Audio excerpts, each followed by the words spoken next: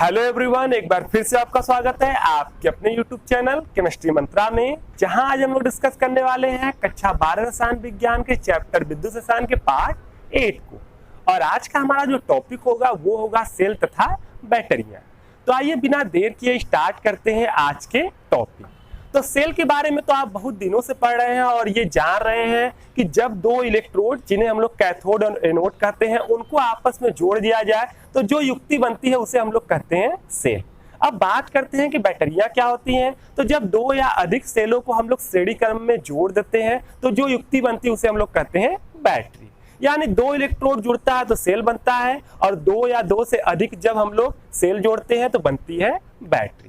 अब यहाँ पर बहुत सारे सेल और बैटरियां हैं जिनको आप अपने दैनिक जीवन में प्रयोग करते हैं, यानी उनका आप प्रयोग बहुत ज्यादा करते हैं। तो वो हम आपको बता दे रहे हैं कि वो कौन कौन से सेल या बैटरियां आप प्रयोग करते हैं।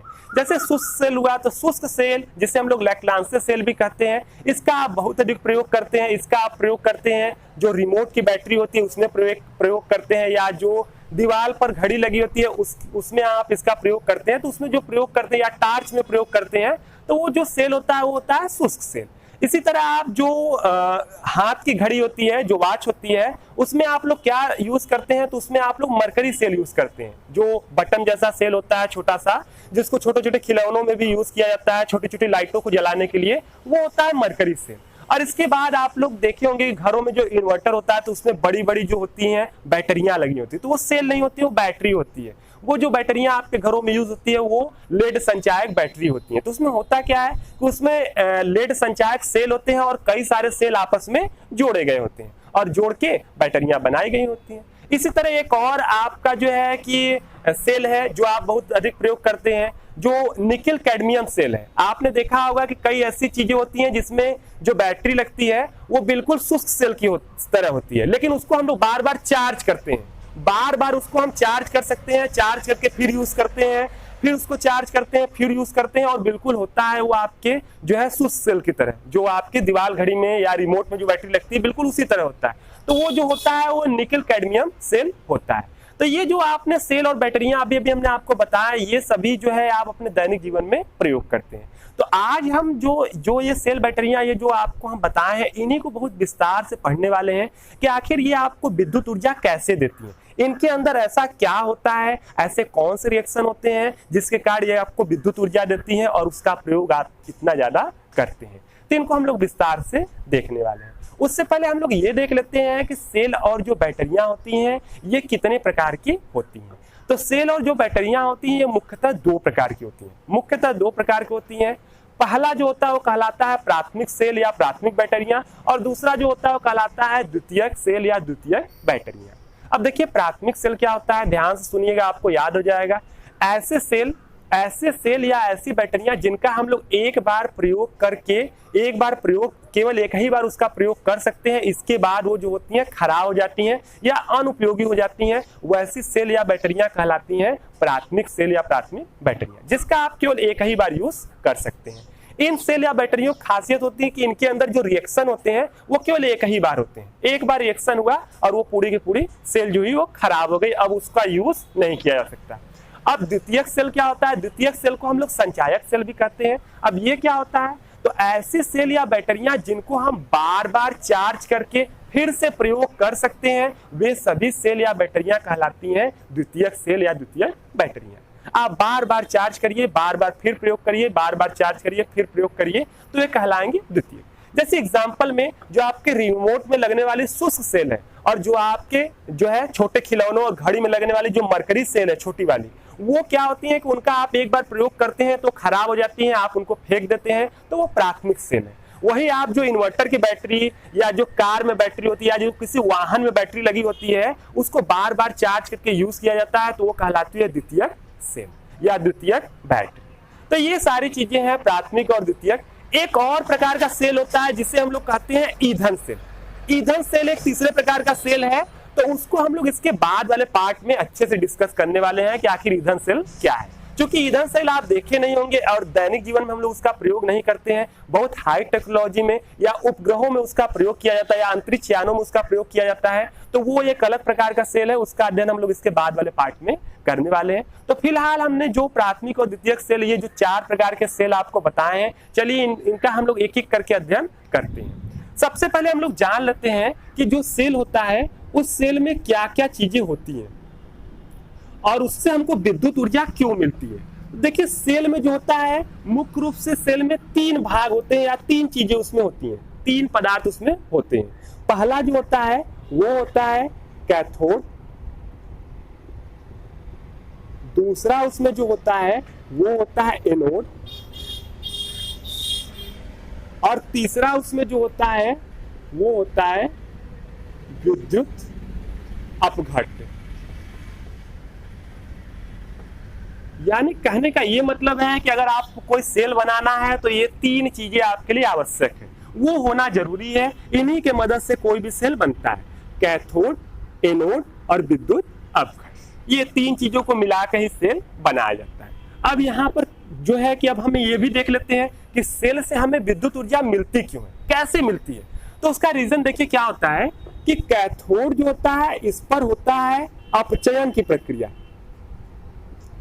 अपचयन, और एनोड जो होता है उस पर होता है ऑक्सीकरण की प्रक्रिया, ऑक्सीकरण की प्रक्रिया होता है। कैथोड पर होता है अपचयन और एनोड पर होता है ऑक्सीकरण।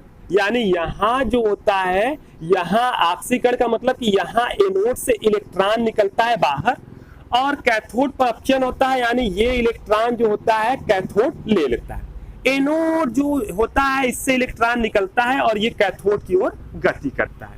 ये क्रिया यहाँ पर ऐसे होती है और आप क्या करते हैं, इसी बीच में कहीं पर जो भी हमारी युक्ति है जिसमें विद्युत धारा प्रवाहित करनी है उसको हम इसी बीच में लगा देते हैं। जैसे कोई बल्ब लगाना है तो हम ये बल्ब बीच में लगा देते हैं और आप जानते हैं कि जब ये बल्ब लगाएंगे तो ये इलेक्ट्रॉन यहाँ से होते हुए इसमें से होते हुए इधर जाएगा, यानी इस जो बल्ब या जो भी यहाँ युक्ति है उसमें आवेश का प्रवाह हो जाएगा और आवेश का प्रवाह होगा तो ये क्या होगा, ये चलने लगेगा, या ये बल्ब है तो जल उठेगा, क्योंकि आप जानते हैं कि आवेश का प्रवाह जो होता है वही क्या होता है, विद्युत धारा होता है। आवेश प्रवाह की दर जो होती है वही विद्युत धारा होती है, तो जाहिर सी बात है आवेश प्रवाहित हो रहा है तो विद्युत धारा प्रवाहित हो जाएगा। तो यहाँ सिंपल सी बात है कि अगर कोई सेल आपको विद्युत धारा दे रहा है तो उसका रीजन क्या है, उसका रीजन है सेल के अंदर होने वाली ऑक्सीकरण अपचयन अभिक्रियाएं। इन अभिक्रियाओं के कारण इलेक्ट्रॉन एक जगह से दूसरे जगह गति करता है और यही गति जो होता है, यही बीच में आप कोई युक्ति लगा देते हैं तो उसमें से ही जब इलेक्ट्रॉन रन करता है तो उस युक्ति में विद्युत धारा प्रवाहित होने लगती है।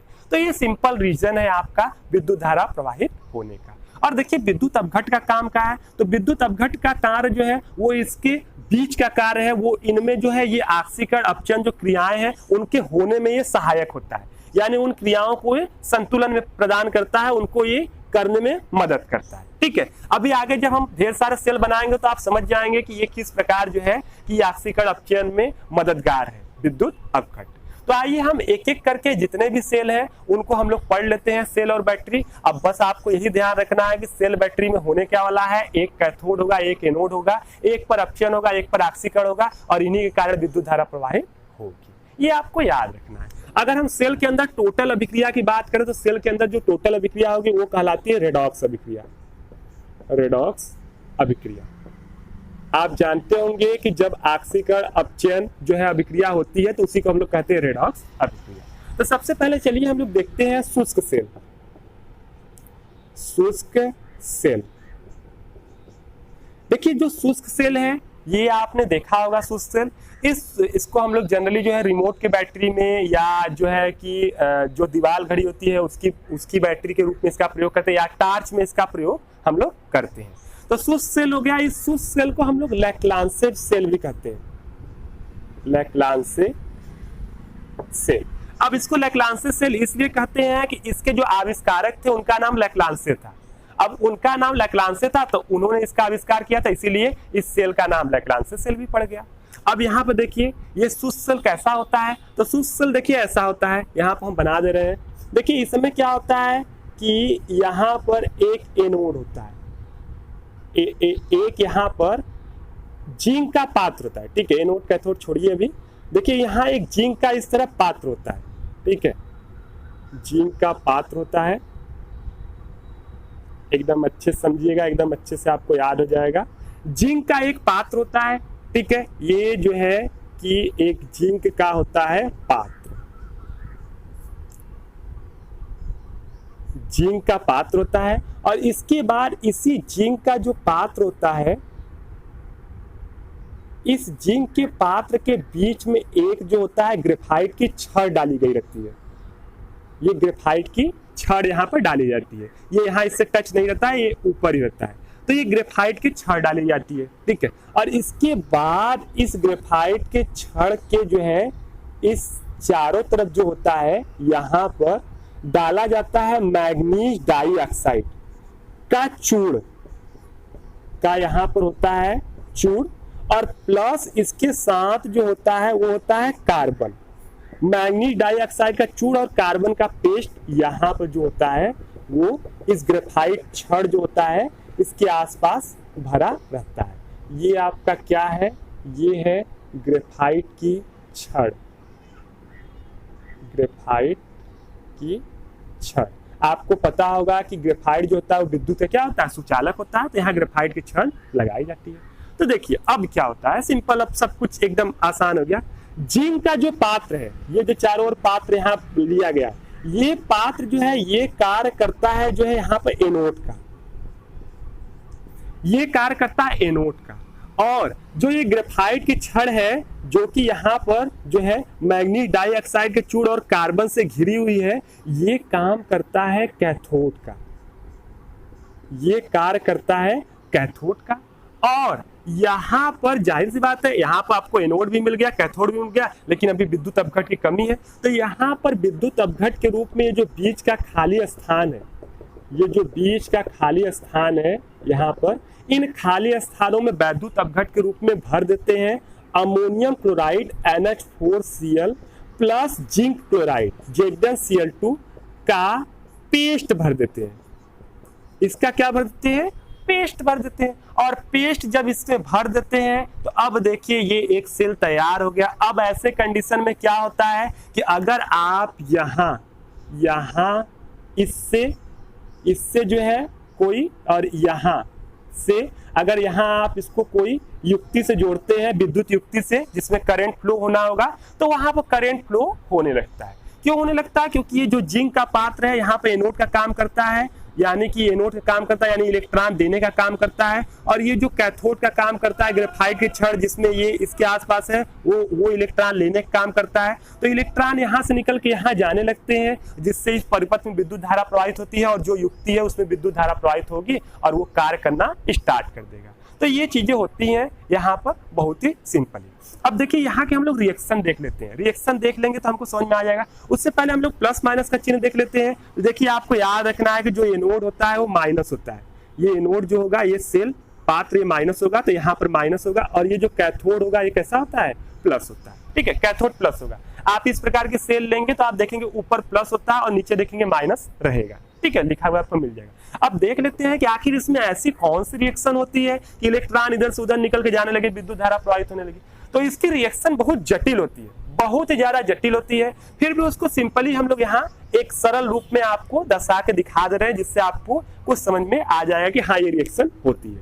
देखिए एनोड पर क्या रिएक्शन होती है, एनोड पर जो रिएक्शन होती है, एनोड कौन है, माइनस है। इस पर जो रिएक्शन होती है वो ये होती है कि यहाँ जो जिंक का पात्र है ये अपना इलेक्ट्रॉन, जिंक का पात्र है तो चलिए यही कर देते हैं, जिंक का पात्र है तो जिंक अपना इलेक्ट्रॉन त्याग देता है और बना लेता है जिंक प्लस प्लस, और ये दो इलेक्ट्रॉन अपना क्या करता है, त्याग देता है। एनोड पर जिंक अपना इलेक्ट्रॉन त्यागता है, देखिए यहाँ से इलेक्ट्रॉन निकलता है, ठीक है। यानी यहाँ पर जो होता है वो क्या होता है, ऑक्सीकरण, यहाँ पर ऑक्सीकरण होता है, इधर देख लीजिएगा जगह नहीं है। और इसके बाद देखिए कैथोड पर क्या होता है, कैथोड पर सिंपली जो रिएक्शन होता है ये प्लस होता है, वहां पर कौन है, मैग्नीज डाइऑक्साइड है। तो यहाँ देखिए जो MnO2 है, ये जो MnO2 है, ठीक है, ये जो होता है ये इलेक्ट्रॉन लेता है, ये इलेक्ट्रॉन लेता है, और प्लस जब इलेक्ट्रॉन लेता है तो यहाँ पर अमोनियम हाइड्रोक्साइड जो होता है इसके साथ ये हमने डाला है ना यहाँ पर, तो यहाँ पर जब डाला है तो यहाँ से ये इसका पेस्ट बनाएंगे, तो इससे आपको क्या मिलेगा, NH4 प्लस और Cl माइनस। देखिए जब NH4 प्लस ये NH4Cl माइनस है, जब इसको हम लोग यहाँ पेस्ट बना के डालेंगे तो ये टूट जाता है NH4 प्लस में और प्लस Cl माइनस में, इस रूप में हो जाता। तो ये यहाँ पर इलेक्ट्रॉन लेता है और NH4 प्लस के साथ ये जुड़ता है यहाँ पर, और ये इलेक्ट्रॉन लेता है यहाँ पर, और लेने के बाद देखिए यहाँ क्या बनाता है, ठीक है, यहाँ बनाता है जो वो बनाता है MnOOH और प्लस यहाँ पर बनाता है अमोनिया, ठीक है, ये बनाता है मैग्नीज ऑक्सो हाइड्रोक्साइड और प्लस अमोनिया यहाँ पर बना लेता है, और ये रिएक्शन यहाँ पर होता रहता है। तो इस प्रकार जो है कि यही रिएक्शन बार बार चलता रहता है और यही आपका जिंक इलेक्ट्रॉन देता है, ये लेता है, इस कारण यहाँ पर विद्युत धारा फ्लो करता रहता है। एक समय बाद क्या होता है कि एक समय बाद आप देख रहे हैं कि ये अमोनियम हाइड्रोक्साइड इसका भी यूज हो रहा है। जिंक का पात्र भी देखिए, जिंक आयन के रूप में यहाँ पर क्या हो रहा है, जिंक का पात्र है, जिंक आयन के रूप में ये आयन बन जाएगा, तो कहाँ चला जाएगा, अंदर चला जाएगा, विलयन के रूप में या आयन के रूप में उधर पेस्ट के अंदर चला जाएगा। तो जिंक का पात्र भी यहाँ लगातार इसका क्षय होता रहता है, और मैग्नीज डाइऑक्साइड भी लगातार इसमें बदलता रहता है, अमोनियम हाइड्रोक्साइड भी लगातार खत्म होता रहता है। तो एक समय बाद जब ये सभी मटेरियल जो थे ये धीरे धीरे जब इनका क्षय हो जाता है, खत्म हो जाता है, तो फिर ये करंट देना क्या कर देता है, बंद कर देता है। धीरे धीरे ये करंट देना बंद कर देता है, तब ये अनुपयोगी होता है और इसको फेंक देते हैं, इसको दोबारा चार्ज नहीं किया जा सकता, ठीक है, ये याद रखिएगा। और इसमें जो वोल्टेज होता है वो आपको रखना है याद कि वो लगभग 1.5 वोल्ट का करंट ये देता है, ठीक है, कितने वोल्ट का करंट देगा, ये लगभग 1.5 वोल्ट का करंट देता है। तो ये आपने देख लिया शुष्क सेल या लैग्रांज सेल। चलिए अगला देख लेते हैं हम लोग, वो देखते हैं मरकरी सेल, कि मरकरी सेल में क्या होता है। तो इसको हम लोग यहाँ से मिटा देते हैं और देखते हैं मरकरी सेल। तो चलिए हम लोग अगला देख लेते हैं मरकरी सेल। देखिए मरकरी सेल जो होता है वो छोटे यंत्रों में प्रयोग किया जाता है, जैसे हाथ की जो घड़ी होती है तो उस घड़ी के अंदर छोटी सी मरकरी सेल लगी होती है, या आप लोग जो है कि जो छोटे छोटे खिलौने होते हैं उसमें छोटी छोटी लाइटों को जलाने के लिए आपने देखा होगा कि इस सेल का बहुत अधिक यूज किया जाता है, लगभग सभी लोगों ने इसको देखा होगा। तो आइए इसकी संरचना देख लेते हैं। देखिए मरकरी सेल कुछ इस प्रकार का होता है। एक्यूरेट तो बनाना जो है काफी कठिन है, फिर भी हम बना दे रहे हैं कि आप जनरली इतने से समझ जाए।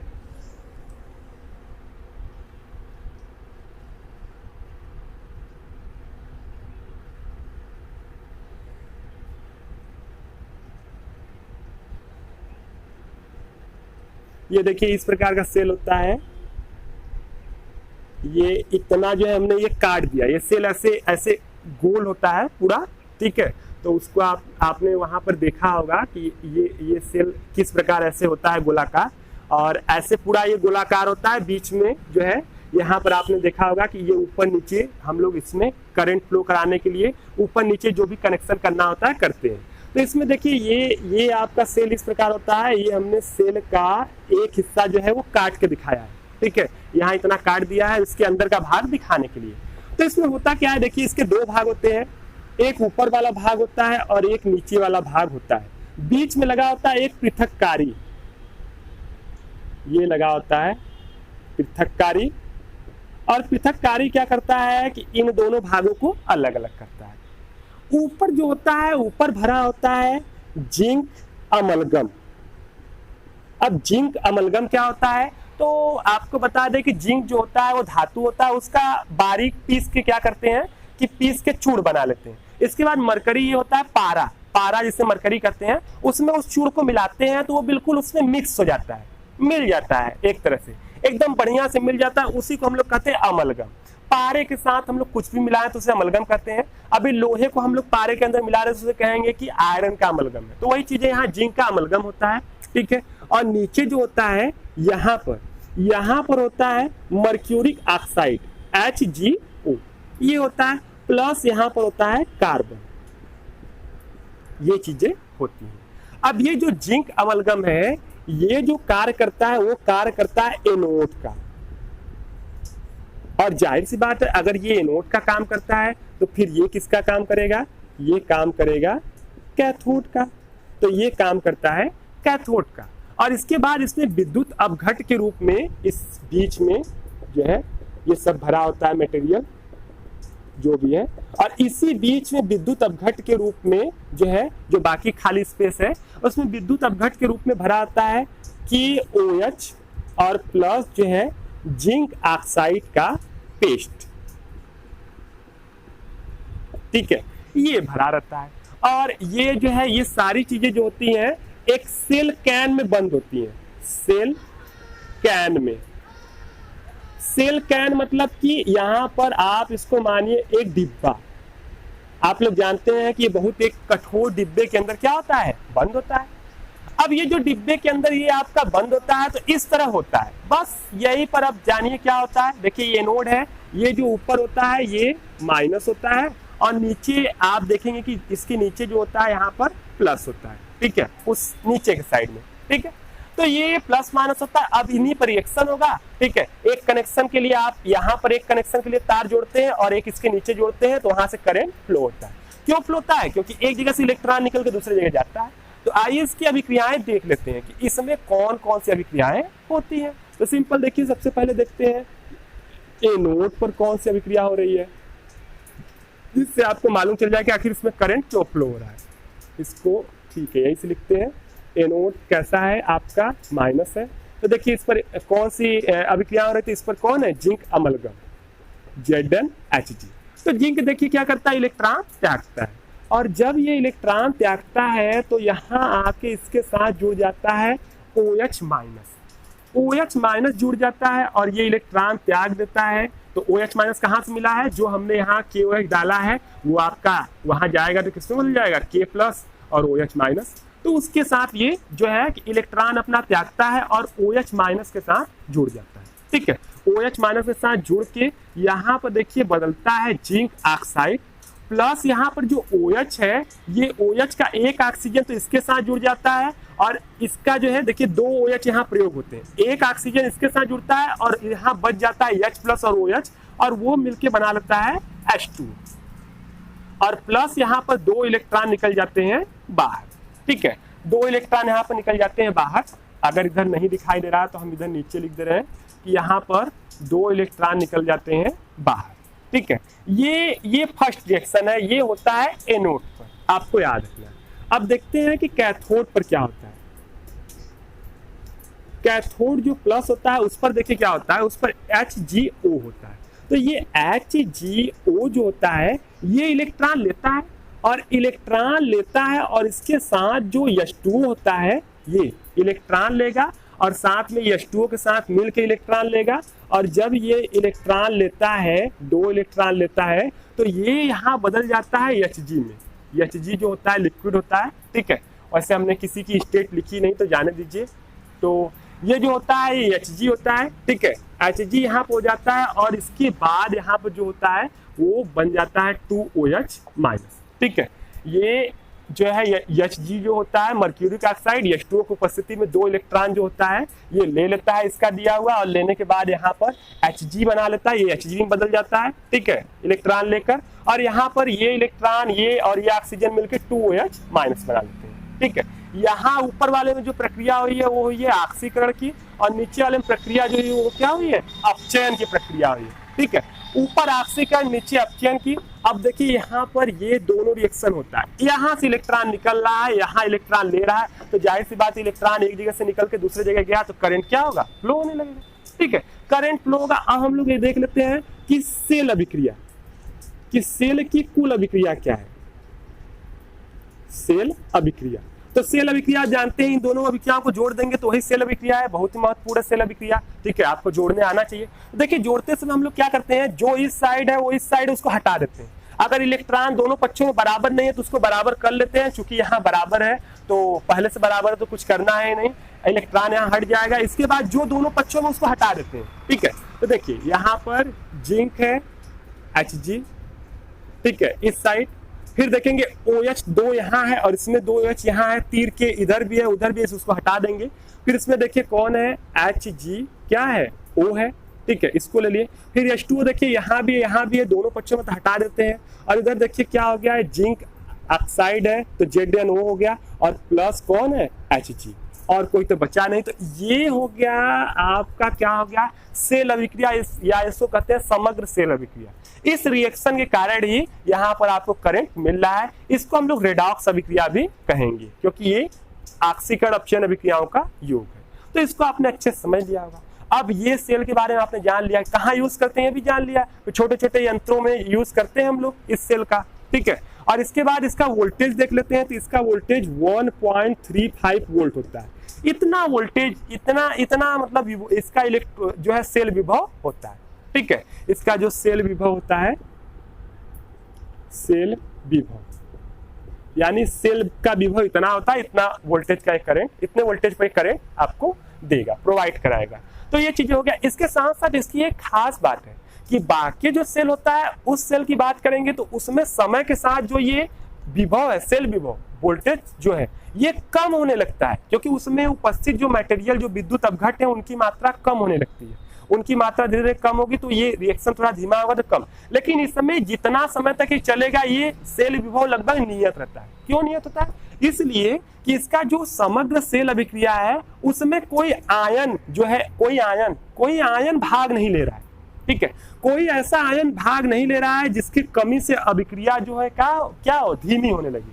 जैसे देखिए यहाँ पर विद्युत अपघट ही होता है जो अभिक्रिया को संचालन करता है। देखिए यहाँ विद्युत अपघट में OH है, ठीक है, यही मेन विद्युत अपघट है OH माइनस। देखिए यहाँ पर जितना OH माइनस इस रिएक्शन में ये लिया है उतना यहाँ पर बन जा रहा है। इस कारण इस OH की कोई कमी नहीं हुई है।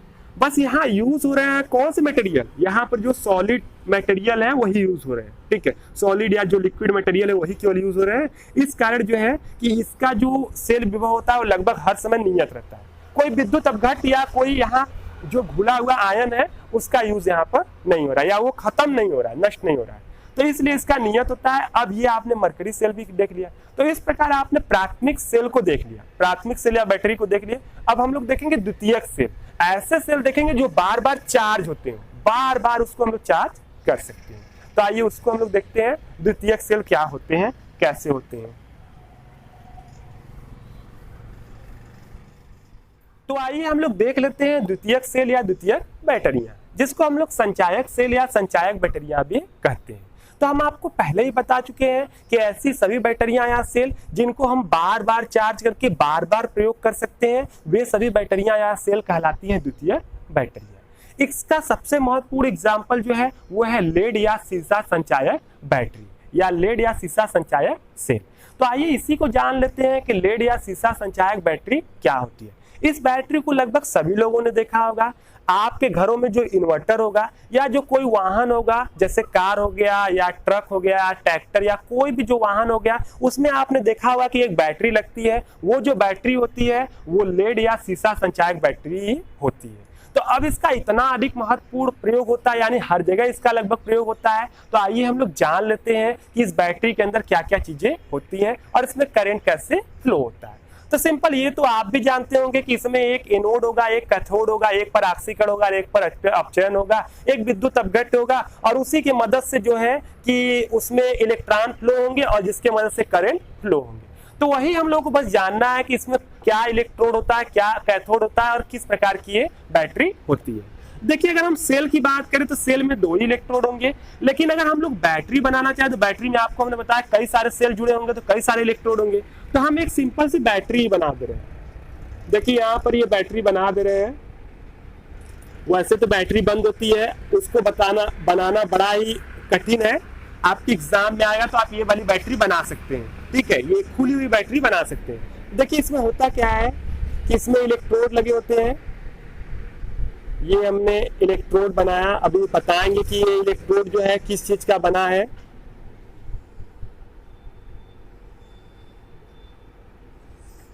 ये जो है कि हमने बना दिया इलेक्ट्रोड। देखिए बैटरी है क्योंकि इसमें कई सारे इलेक्ट्रोड लगे हैं, कई सारे सेल आपस में जुड़े हैं। देखिए उसमें होता क्या है, ठीक है, इसमें देखिए इसमें जो है एनोड के रूप में जो होता है वो लेड का प्लेट होता है, ठीक है। लेड का प्लेट, लेड को हम लोग क्या कहते हैं, शीशा कहते हैं। तो लेड का जो प्लेट होता है वो काम करता है किसका, एनोड का। ये एनोड का काम करता है। और लेड के ये बहुत सारे प्लेट होते हैं, चाहे जितना प्लेट है आप इसको जोड़ सकते हैं, इसको एक साथ जोड़ देते हैं, लेड का जो भी प्लेट है। और इसके बाद जो है जो लेड का प्लेट होता है, और इसके बाद जो है यहाँ पर लेड डाइऑक्साइड से भरा हुआ लेड का ग्रिड होता है। यहाँ पर ये सब क्या है, लेड के ग्रिड है और इनके अंदर कौन भरा है, इनके अंदर भरा है लेड डाई ऑक्साइड PbO2 आपका भरा है। ठीक है, लेड के ग्रिड है, याद रखिएगा ये लेड के ग्रिड है, इसी लेड के, और इसके अंदर जो है आपके लेड ऑक्साइड जो है भरा हुआ है और ये सब जुड़े होते हैं जो है एक साथ, और ये सब कार्य करते हैं जो है, ये वाला जो है ये कार्य करता है किसका, कैथोड का, ये कैथोड का कार्य करता है। इसके बाद इस पूरे के पूरे जो पात्र होता है जिसमें रखे रहते हैं, इसमें भरा होता है, अब एक विद्युत अपघट चाहिए तो इसमें भरा होता है विद्युत अपघट के रूप में H2SO4 सल्फ्यूरिक अम्ल जिसे कहते हैं, H2SO4 का 38% विलयन, H2SO4 का इसमें 38% विलयन भरा होता है। याद रखिएगा एग्जाम में ये भी पूछा जाता है कि लेड संचायक सेल में H2SO4 का कितने परसेंट विलयन हम लोग प्रयोग करते हैं, तो 38% हम लोग जो होता है सांद्रता का विलयन से प्रयोग करते हैं। H2SO4 जाएगा तो इसमें H प्लस SO4 माइनस से बदल जाएगा। सारी चीजें आपका क्लियर हो गया कि एनोड के रूप में ये काम करता है, कैथोड के रूप में ये काम करता है आपका जो है Pb लेड डाइऑक्साइड, और यहाँ पर H2SO4 जो होता है विद्युत अपघट के रूप में कार्य करता है। अब जब ये सेल कार्य करता है, यानी जब आप इससे कोई विद्युत युक्ति को जोड़ते हैं, जब ये विद्युत धारा आपको देता है, तो ऐसे समय में जब ये विद्युत धारा देगा तो देखिए इसमें कौन कौन से रिएक्शन होंगे जिसके द्वारा ये विद्युत धारा होगा। देखिए एनोड पे ये वाला रिएक्शन होता है, एनोड पे बहुत सिंपल रिएक्शन होता है कि ये Pb जो होता है ये ठोस होता है, ये क्या करता है कि Pb जो होता है ये इलेक्ट्रॉन अपना त्याग देता है, और इलेक्ट्रॉन त्याग के क्या बनाता है, Pb प्लस प्लस बनाता है, और इस Pb प्लस से जो इसमें विलयन में घुला हुआ SO4 माइनस माइनस है, ये विलयन में घुला वो जाके जुड़ जाता है और बना लेता है PbSO4, और इसने जो अपना 2 इलेक्ट्रॉन त्यागा है वो 2 इलेक्ट्रॉन निकल जाते हैं इस साइड। ठीक है, और ये प्रोसेस कौन सी है, ये प्रोसेस है ऑक्सीकरण की। तो यहाँ होता है ऑक्सीकरण का प्रोसेस, इलेक्ट्रॉन निकलते हैं बाहर। देखिए कैथोड पर क्या होता है, कैथोड पर जो होता है कौन होता है, PbO2 होता है। PbO2 इन इलेक्ट्रॉनों को लेता है, ठीक है, और इन इलेक्ट्रॉनों को लेता है तो यहाँ फिर से बनता है, ये इलेक्ट्रॉन लेगा तो यहाँ बनता है Pb प्लस प्लस। ठीक है, ये इलेक्ट्रॉन देखिए लेता है तो होता क्या है कि यहाँ इससे ऑक्सीजन जो होता है अलग होता है। ठीक है, ऑक्सीजन इलेक्ट्रॉन लेके ऋणायन के रूप में अलग हो जाता है और यहाँ Pb प्लस प्लस बनता है, जिससे जो है कि SO4 माइनस माइनस फिर से आके जुड़ जाता है, और जो यहाँ पर ऑक्सीजन अलग हुआ है उस ऑक्सीजन से H प्लस आके जुड़ जाता है। अब यहाँ पर जो H प्लस है, H प्लस और O जो है माइनस माइनस ये आपस मिलके OH माइनस से बना लेते हैं, और अगले H प्लस से ये मिल के जो है H2O में बदल जाते हैं। ये यहाँ पर क्रिया होती है कि H प्लस जो होता है यहाँ से जो इलेक्ट्रॉन, ये 2 इलेक्ट्रॉन ऑक्सीजन लेता है ये, तो ऑक्सीजन O माइनस माइनस से बदल जाता है, और यहाँ जब O माइनस से बदलता है तो एक H प्लस आके जुड़ के OH माइनस बनाता है, जो OH माइनस अगले H प्लस से जुड़ के H2O में बदल जाता है। क्योंकि यहाँ पर 2 ऑक्सीजन है तो जाहिर सी बात है, देखिए एक ऑक्सीजन से एक H2O बदलने में आपके 2 H प्लस लगे, तो 2 ऑक्सीजन है तो यहाँ कितने H प्लस लगेंगे, 4 H प्लस लगेंगे, तो 4 H प्लस इसके साथ जुड़ते हैं, और जब यहाँ जुड़ जाते हैं तो देखिए यहाँ पर क्या बनता है, ये Pb के साथ जो Pb प्लस प्लस था PbSO4। अच्छा एक चीज तो हमने भूल गए यहाँ पर देखिए ये क्या होगा, यहाँ पर ये 2 इलेक्ट्रॉन जो है वो लेंगे, 2 इलेक्ट्रॉन लेगा ऑक्सीजन, तभी तो माइनस बनाएगा और ये सारी क्रियाएं होंगी। और ये देखिए इधर लिख दे रहे हैं, ये इसके बाद क्या होगा कि ये देखिए Pb जो है ये जो ऑक्सीजन से अलग हुआ है प्लस प्लस के रूप में रहता है, तो SO4 से मिलके PbSO4 बना लेता है, और प्लस देखिए यहाँ पर होता क्या है कि 4H प्लस और 2 ऑक्सीजन मिलके बना लेते हैं 2H2, ये बना लेंगे 2H2। ठीक है, तो ये क्रियाएं होती हैं। अब जो है कि ये तो हो गया कैथोड अभिक्रिया। अब बात करते हैं समग्र सेल अभिक्रिया कि सेल में कुल अभिक्रिया क्या होती है। बात करते हैं समग्र सेल अभिक्रिया, सेल अभिक्रिया जिसे हम लोग सेल अभिक्रिया भी कहते हैं कि इस पूरे में क्या हो रहा है, तो हम लोग इसको जोड़ देते हैं। देखिए जोड़ेंगे तो दोनों पक्षों में रहेगा उसे हटा देंगे, तो दोनों पक्षों में आपको क्या मिल रहा है, केवल इलेक्ट्रॉन मिल रहा है कि इधर इस पक्ष में इलेक्ट्रॉन है, इधर इस पक्ष में इलेक्ट्रॉन है। देखिए याद रखिएगा कि ये हमने इसके आगे वाला जो हिस्सा है यहाँ पे लिखा है। ठीक है, तो ये दोनों हो जाएगा। अब जोड़ेंगे तीर के इस पक्ष वाला इस पक्ष में जोड़ेंगे, देखिए आपको क्या मिलने वाला, आपको मिलेगा Pb, ये एक सॉलिड है, ठीक है, ये भी सॉलिड था, ये सब जो है कि आपका विलयन में है, तो AQ रहेगा। ठीक है, ये सॉलिड है और ये है लिक्विड। ठीक है, ये आप लिख सकते हैं सॉलिड लिक्विड आपको पता होगा, तो नहीं भी लिखेंगे तो कोई दिक्कत नहीं होने वाली है। तो ये देखिए यहाँ पर Pb आपका सॉलिड है और प्लस यहाँ पर देखिए ये PbO2 लिख देते हैं, ये भी सॉलिड है। और प्लस देखिए SO4 माइनस 2 बार है और 4H प्लस है, तो देखिए 2SO4 और 4H प्लस मिला के क्या बना लेगा 2H2SO4। ठीक है, देखिए 2 ये 4 ये मिलके 2H2SO4 बना लेगा। और इसके बाद देखिए इस साइड क्या है, इस साइड बना है PbSO4 यानी 2 बार बना है PbSO4 और प्लस आपका क्या बन रहा है 2H2O बन रहा है। ये हो गया समग्र सेल अभिक्रिया, यानी सेल में टोटल अभिक्रिया यही होने वाली है। तो जब ये अभिक्रियाएं चलती रहती हैं तो चलते ये अभिक्रिया होगी, तो एक समय बाद जब ये सारा का सारा ये आपका लेड और लेड डाइऑक्साइड बदल जाएगा PbSO4 में, तो ऐसे समय में जो रिएक्शन होगा क्या हो जाएगा, रुक जाएगा। और रिएक्शन रुक जाएगा तो ये आपको विद्युत धारा देना बंद कर देगा। अब जब विद्युत धारा बंद कर देगा तो इसके बाद आप क्या करेंगे, इसमें करंट फ्लो कराएंगे। अब जब इसमें करंट फ्लो कराते हैं तो क्या होता है कि ये रिएक्शन जब करंट फ्लो कराएंगे बाहर से तो ये रिएक्शन विपरीत होने लगता है, और विपरीत होगा तो फिर से इन चीजों का निर्माण होने लगता है। तो कैसे होता है वो भी हम आपको दिखा दे रहे हैं। ठीक है, हम आपको बता दे रहे हैं। इसको हम लोग बार बार चार्ज कर सकते हैं। ठीक है, तो चार्ज या आवेशन की अभिक्रिया देखिए कैसे होता है। ठीक है, या हम लोग देखते हैं कि सेल को आवेशित करना, सेल को आवेशित करना या सेल को पुनः चार्ज करना। ये भी आप लोग जान लीजिए कि सेल को हम लोग पुनः कैसे चार्ज करते हैं। ठीक है, बार बार प्रयोग करना ही है, एक बार हो गया इसका प्रयोग खत्म हो गया फिर से चार्ज करते हैं। तो देखिए चार्ज के लिए हम लोग क्या करते हैं, चार्ज के लिए ये जो इसके थे यहाँ पर दोनों इलेक्ट्रोड, इससे हम लोग क्या करते हैं कि करंट जोड़ देते हैं। कौन सा करंट जोड़ते हैं, याद रखिए कौन सी धारा जोड़ते हैं, डीसी करंट जोड़ते हैं। ठीक है, डीसी डायरेक्ट। आप अगर इस बैटरी को सोच रहे हैं कि आपके घरों में जो सप्लाई होती है डायरेक्ट उसमें उसको लगा के तार अगर उसमें जोड़ दें तो ये बैटरी चार्ज नहीं होगी। ये तभी चार्ज होगी जब इसमें डीसी जाएगा, डीसी धारा जाएगी।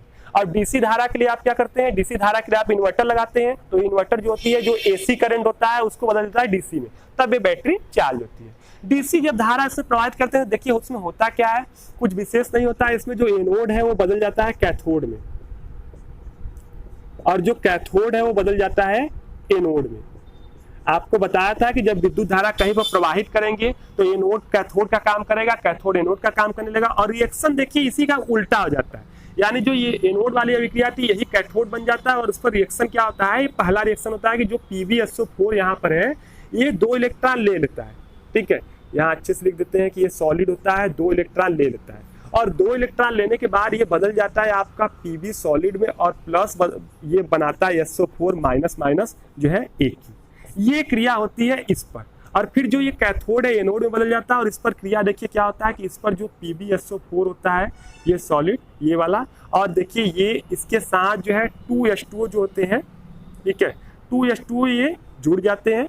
ये जुड़ने के बाद क्या करते हैं कि यहाँ पर ये होता है, और इसका विपरीत इसके ये मिलके ये बनाते हैं PbO2 प्लस PbO2 सॉलिड, और प्लस बनाते हैं SO4 माइनस माइनस AQ, और प्लस बनाते हैं 4H प्लस, और इसमें से 2 इलेक्ट्रॉन निकल जाता है बाहर। ठीक है, 2 इलेक्ट्रॉन निकल जाएगा बाहर, यही रिएक्शन होता है। ठीक है, इस पर एनोड होता है, इस पर ऑक्सीकरण हो जाता है, इस पर अपचयन हो जाता है। ठीक इसका उल्टा रिएक्शन होता है अगर हम सेल अभिक्रिया लिखेंगे। ठीक है, समग्र सेल अभिक्रिया, या इसको हम लोग कहते हैं आवेशन की अभिक्रिया, समग्र आवेशन। आवेशन मतलब होता है चार्ज करना की अभिक्रिया। तो समग्र आवेशन की अभिक्रिया लिखना है तो जोड़ देंगे, जोड़ेंगे तो देखिए यहाँ पर क्या होने वाला है, 2 PbSO4 सॉलिड होता है, प्लस होता है 2H2O, और इस साइड ये बनाता है Pb solid plus PbO2 solid, plus आपका बन जाता है 2H2SO4, और ये होता है विलयन के अंदर घुला। ठीक है, यानी सेम इसका उल्टा रिएक्शन यहाँ पर होता है। ये तब होता है जब हम इसको चार्ज करते हैं, आपका डीसी धारा इसमें फ्लो कराकर। ठीक है, तो आप समझ गए होंगे कि इस तरह आपको ये विद्युत धारा देता है ये रिएक्शन के माध्यम से, और इस रिएक्शन के माध्यम से ये फिर से चार्ज होता है। चार्ज होने के बाद देखिए फिर से इसमें लेड मिल गया, लेड डाइऑक्साइड मिल गया, वही चीजें मिल गई आपको, और फिर से H2SO4 मिल गया। तो होता क्या है कि फिर से अब इसमें ये चीजें मिल गई, तो अब फिर से जब इसमें आप इसका यूज करना चाहेंगे तो फिर से ये सारी रिएक्शन होंगी और आपको विद्युत धारा मिलने लगेंगी। तो इस प्रकार एक लेड संचायक बैटरी में यही प्रक्रिया बार बार होती है और बार बार ये कार्य करता है। ये याद रखिएगा, समय के साथ जो होता है, ये जो ग्रिड होती है या जो लेड होता है, इस पर परत जमने लगती है या इसका संक्षारण होने लगता है या इस पर तमाम परत जमने लगती है, और साथ साथ जो H2SO4 है, ये H2SO4 है जो यूज हो रहा है, इसकी धीरे धीरे सांद्रता जो होती है वहां पर खत्म होने लगती है। ठीक है, धीरे धीरे यहाँ पर उसका क्षय होने लगता है। तो समय समय पर हम इसको H2SO4 इसमें बाहर से डालते रहते हैं, समय समय पर डालते रहते हैं, और इसको जो है कि इसकी ग्रिड भी कई सालों पर बहुत बार, अगर सैकड़ों बार चार्ज हो जाए, कई 100 बार, तो इसका ग्रिड भी बदलवा देते हैं, तो ये ज्यादा फिर से जो है कि अच्छे से काम करने लगती है। तो ये आपने देख लिया। अब हम लोग देख लेते हैं एक और द्वितीयक सेल जो होती है निकिल कैडमियम सेल, उसको भी जल्दी से देख लेते हैं और फिर ये वीडियो यहीं पर करते हैं समाप्त। तो चलिए उसको भी हम लोग जल्दी से देख लें।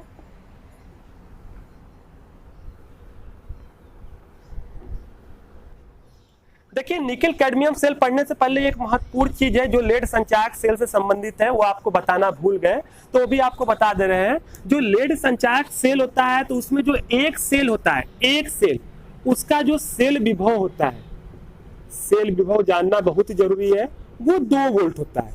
2 वोल्ट का यहाँ सेल विभव होता है। यानी अगर आप लेड संचायक केवल एक इलेक्ट्रोड, मतलब एक केवल कैथोड और केवल एक एनोड लगाएंगे, तो ऐसे समय में वो आपको जो वहां पर सेल का विभव होगा वो 2 वोल्ट होगा, और इतने वोल्टेज पर वहां पर आपका करंट जो होगा फ्लो होगा। तो अब आपके मन में एक सवाल आ रहा होगा कि अगर ये 2 वोल्टेज का होता है तो घर में जो इन्वर्टर की बैटरी होती है वो तो 12 वोल्ट की होती है, और कहीं कहीं 6 वोल्ट की होती है, 24 वोल्ट की होती है, तो वो कैसे होती है जब ये 2 वोल्ट की होती है? तो उसके लिए हमने बताया कि ये सेल विभव है, एक सेल का विभव है। अगर आपको बैटरी बनानी है, अगर आपको 6 वोल्ट की बैटरी बनानी है, तो आप क्या करेंगे? उसके लिए आप 3 जो है कि लेड संचायक जो सेल है उसको श्रेणी क्रम में जोड़ देंगे। जब 3 को जोड़ेंगे तो एक का 2 वोल्टेज, श्रेणी क्रम में 3 को जोड़ेंगे तो टोटल वोल्टेज कितना आ जाएगा? 6। अगर आपको 12 वोल्टेज की बैटरी बनानी है तो आप 12 वोल्ट की बैटरी के लिए क्या करेंगे? कितने को जोड़ेंगे? 6 जो है लेड संचायक सेल को आपस में जोड़ देंगे। तो इस तरह ये बनाई जाती है, ये आपने जान लिया। चलिए अगला देखते हैं हम लोग, अगला सेल, और वो है nickel cadmium cell. Nickel cadmium cell, तो निकिल कैडमियम सेल के बारे में आपको बहुत विस्तार से नहीं पढ़ना है, फिर भी हम आपको इसके अंदर की सारी रिएक्शन और सारा प्रोसेस बता दे रहे हैं। देखिए यही बात होगा कि इस सेल में भी एक एनोड होगा, एक कैथोड होगा और विद्युत अपघट्ट होगा। तो देखिए इसमें जो एनोड होता है, एनोड, जो एनोड होता है वो कौन होता है? वो होता है कैडमियम। ठीक है, एनोड का काम जो करता है वो करता है कैडमियम, और कैथोड जो होता है, कैथोड वो होता है निकिल ऑक्साइड, NiO2। और जो विद्युत अपघट्ट होता है, विद्युत अपघट्ट, इस विद्युत अपघट्ट के रूप में यहां जो प्रयोग होता है वो प्रयोग होता है KOH, potassium hydroxide. Potassium hydroxide जो है यहाँ पर प्रयोग होता है। ठीक है, एनोड में कैडमियम, कैथोड में ये, और विद्युत अपघट्ट में ये। बस आप समझ गए, सिंपल, कुछ सोचना ही नहीं है। अब आप जान रहे हैं इसी में रिएक्शन होगा, एक एनोड होगा, एक कैथोड काम करेगा, रिएक्शन होगा, और इसके कारण आपको विद्युत मिलेगा निकिल कैडमियम सेल में। अब देखिए यहाँ पर रिएक्शन कौन कौन से होते हैं वो हम लोग जान लेते हैं, तो फिर इसके बारे में थोड़ा सा जान लेंगे इसका कहाँ प्रयोग करते हैं। देखिए यहाँ जो कैडमियम है, ठीक है, यहाँ कैडमियम क्या होता है कि ये एनोड है, ये इलेक्ट्रॉन त्यागता है। ठीक है, ये इलेक्ट्रॉन त्यागता है। ठीक है, ये कितने इलेक्ट्रॉन त्यागता है? 2 इलेक्ट्रॉन त्यागता है।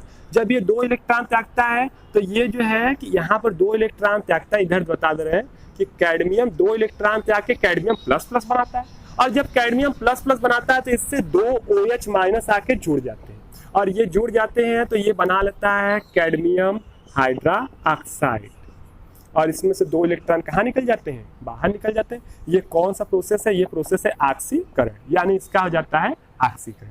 अब हम निकिल की बात करें तो इस निकिल जो ऑक्साइड है, निकिल डाइऑक्साइड है, इसको 2 इलेक्ट्रॉन देना है। कैथोड के रूप में निकिल डाइऑक्साइड का प्रयोग होता है और ये जो है कि 2 इलेक्ट्रॉन आपका लेता है। देखिए ये जब 2 इलेक्ट्रॉन यहाँ पर लेता है तो क्या होता है कि यहाँ पर ये लेता है और यहाँ जो हम लोग विद्युत अपघट है उसको वहाँ जल में मिला के जो है प्रयोग किए रहते हैं। तो वहाँ ये जल के जो है कि 2 अणुओं को प्रयोग करता है, ठीक है, ये और जल के 2 अणुओं को प्रयोग करता है और यहाँ पर 2 इलेक्ट्रॉन ये ले लेता है। जब ऐसा लेता है तो देखिए क्या बनता है, एकदम सिंपली देखिएगा, यहाँ बनता है निकिल हाइड्रोक्साइड OH का होल ट्वाइस और प्लस यहाँ पर बनता है 2OH माइनस, ठीक है, और ये प्रोसेस जो होता है अपचयन का, ठीक है।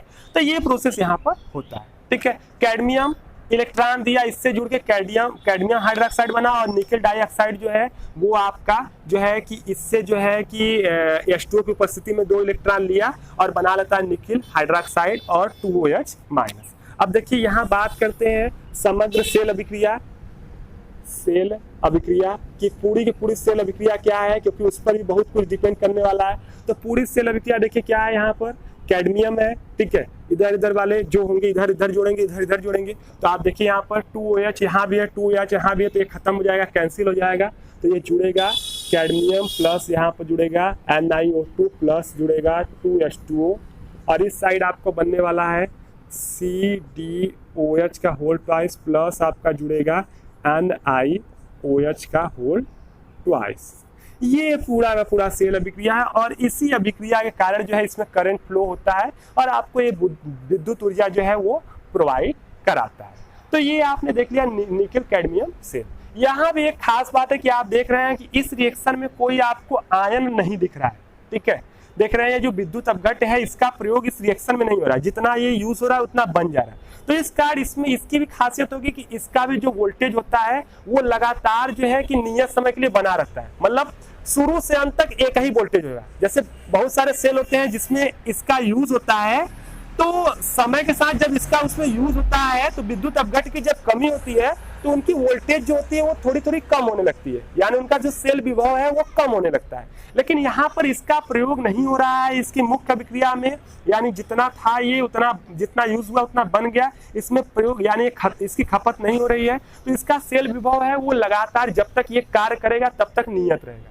तो इसका सेल विभव नियत होता है और इसका जो सेल विभव होता है, सेल विभव वो होता है 1.4 वोल्ट, ठीक है, इतने वोल्टेज पर ये कार्य करता है जब ये विद्युत धारा आपको प्रोवाइड कराएगा।